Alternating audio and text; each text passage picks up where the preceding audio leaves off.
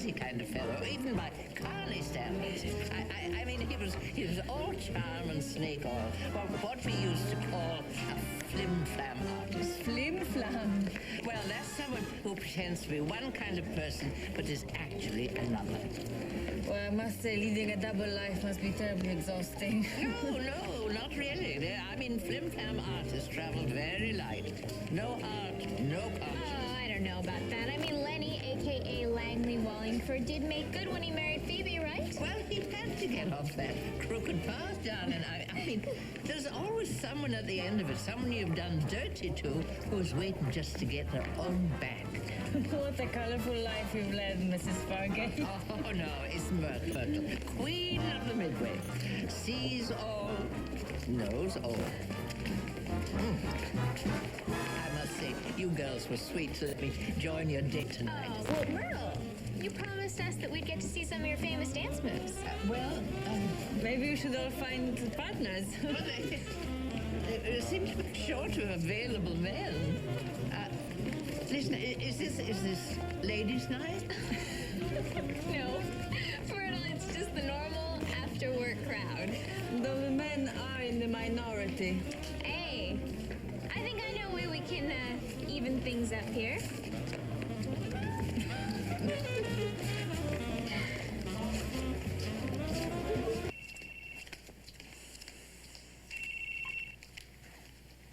Hello? Boyd, drop whatever you are doing, put on your zoot suit, and haul it down to SOS. What? Come on, the music is hot, and Myrtle is looking for a boogie-woogie bugle boy. I can't. All right, Kendall's here. I gotta go. Well, it seems that Boyd has other plans for this evening. Playing with his chemistry set? No, playing with fire. Kendall's over there. No. Maybe Boyd's gonna get lucky. On my sitting room sofa? You know, once I was engaged to a fire swallower. but my love turned out to be heartburn.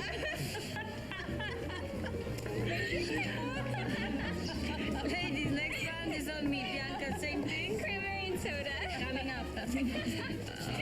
Lena's a really lovely girl. But listen to her, how much do you really know about her? Another round, please. Good news. Your plan seems to be working. Larrabee's with Kendall. Well, let's hope he talks in his sleep. If she manages to get him in bed. Well, why wouldn't she? Kendall's very seductive. She also happens to be madly in love with you. Which is precisely why she'll go all the way with the, boy chemist. She's not like us, Michael. Well, I'm not so sure about that. She's had her fair share of dirty deeds in the past. She'll come through for me. For us. Having fun tonight? Well, like Kendall, I have a job to do. Do very well. Well, just close your eyes and think about me. Here you go. And you, my dear Michael, will go to hell. Lena and I are still in the getting to know you phase of our relationship, but I think that she's just terrific. Yes, I can see that. What, you think that I'm rushing things? Well, maybe a little. You know, you young people give your hearts away so easily. Myrtle, that's not me anymore. I mean, I'm far less open and trusting than I used to be. Well, darling, I don't mean you should build a fortress around your heart, but just be careful who you let in. Myrtle, this charming gentleman was just admiring you from across the room, and he asked for an introduction. My name's Alvin Armbruster. Well, Myrtle Fargate. Very nice to meet you, Alvin. I wonder if you would like to run it up on the dance floor. Oh, well, yes, I think I'd be delighted. You girls, behave yourselves. Of course.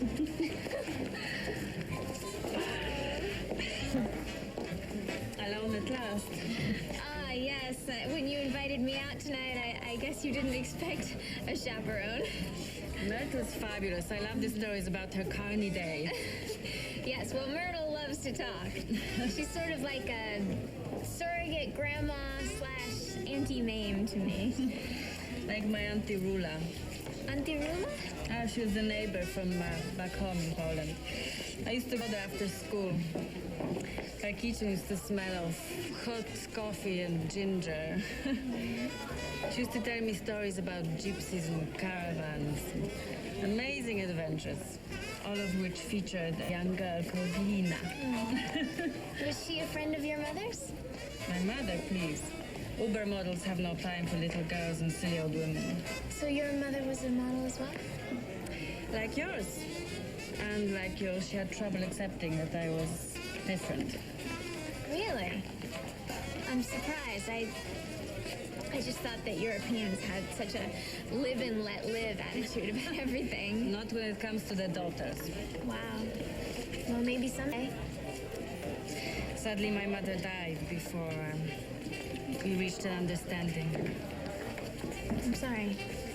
I know how that feels. You do? My father, he also passed away before I got the chance to really tell him that I was gay.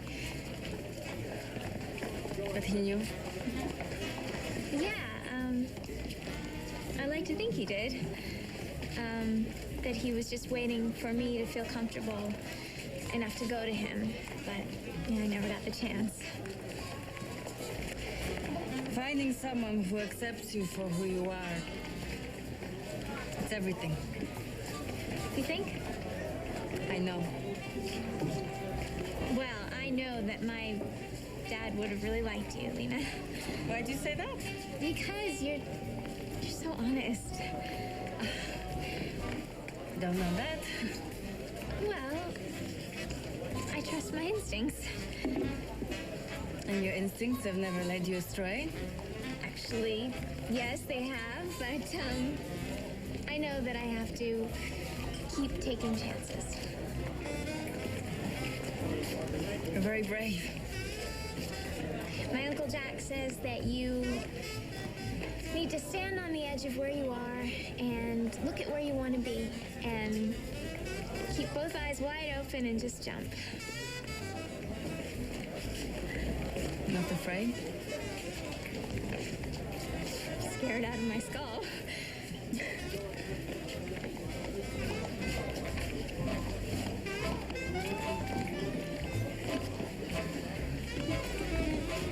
I think Myrtle will be okay.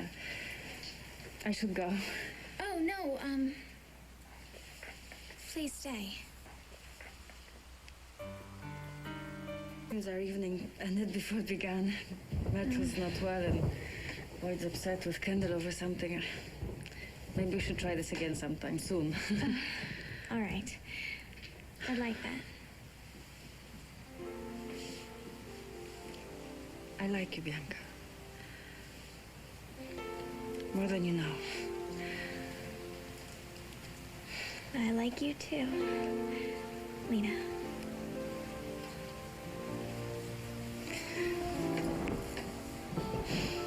Sleep tight, Myrtle, okay? And let me know if you need anything. Sweet dreams. Thank you.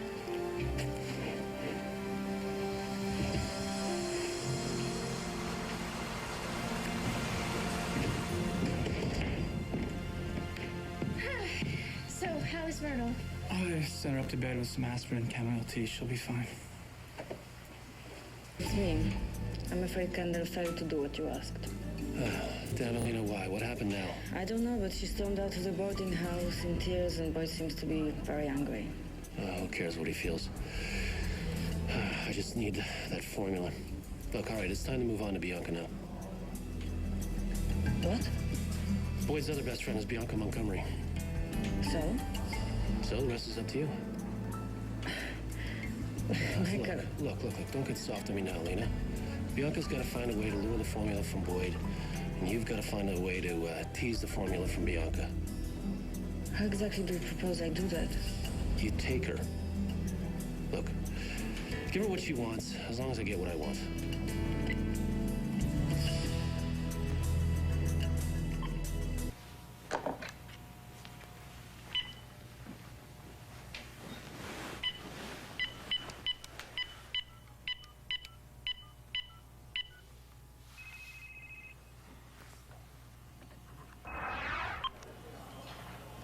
Hello?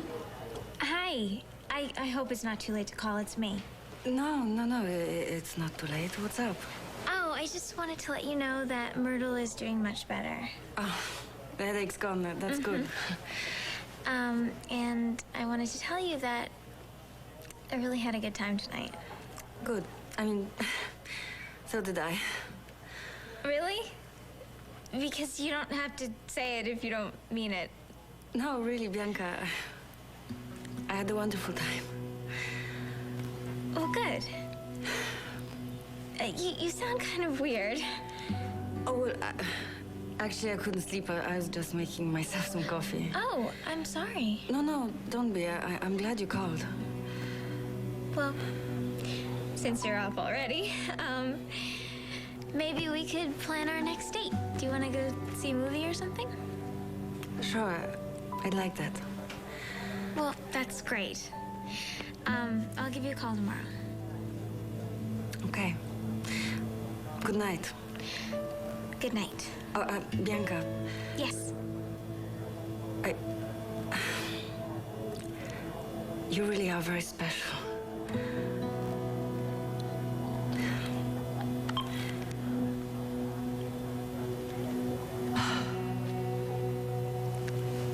Two women have never kissed on daytime television. No, that's not true. Meredith and Lisa did, but I'm not going to get into that. That's changing this Wednesday when All My Children stars Eating Rigel. Did I say it right? It's Regal. Regal. I screw it up every time. And Olga Sosnovska, I got that one right, locked lips in the first lesbian kiss in daytime TV history with a little improviser. But anyway, we're showing you that kiss today. But first, please welcome Eating Regal and Olga Sosnovska. You guys are killing me with the names. All right. So now, over the years, All My Children has tackled a number of controversial topics. You know that I'm a big fan of the show, right? They've done AIDS, abortion, drug abuse, racial prejudice, and teenage alcoholism. But no storyline has generated the kind of buzz as the lesbian kiss. Have you been surprised at the amount of attention the storyline is getting? I am surprised, especially since I think our kiss is sort of tame. It's the most tame thing on that list, I'd say. It's very chaste and it's not gratuitous and it's out of love. I think it's actually a really beautiful moment, but it is a first. So everyone seems to be rather excited about it. I understand that the fans of the show are actually polled and people were very comfortable with the idea of this. Is that right? So it seems. Yes, it's actually it's very gratifying to hear that everybody has supported us. Almost across the board, there has been overwhelming positive response from the fans, from the gay community. So I'm just thrilled to be a part of it. The fans like Bianca. And they want her to have happiness. They love Erica, and they've watched Bianca grow up. Yeah. I think the way the story has been told, it's really people have gotten to get to know the character as if they were, she were their own daughter. So I think there's a lot of empathy there. And you're Erica's daughter, so they know you very well. So we will now look at the kiss. Okay, here's the kiss. Wait. You touched my heart, and I will always treasure that.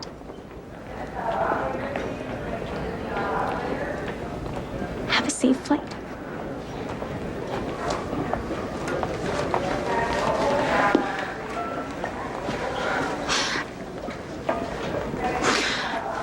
Lianca.